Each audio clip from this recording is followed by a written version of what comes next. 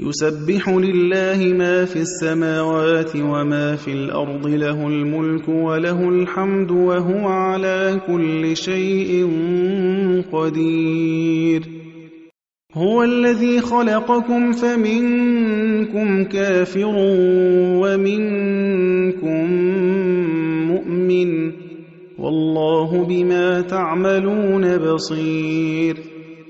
خَلَقَ السَّمَاوَاتِ وَالْأَرْضَ بِالْحَقِّ وَصَوَّرَكُمْ فَأَحْسَنَ صُوَرَكُمْ ۖ وَإِلَيْهِ الْمَصِيرُ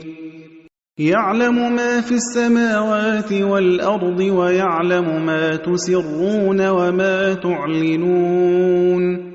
وَاللَّهُ عَلِيمٌ بِذَاتِ الصُّدُورِ أَلَمْ يَأْتِكُمْ نَبَأُ الَّذِينَ كَفَرُوا مِن قَبْلُ فَذَاقُوا وَبَالَ أَمْرِهِمْ وَلَهُمْ عَذَابٌ أَلِيمٌ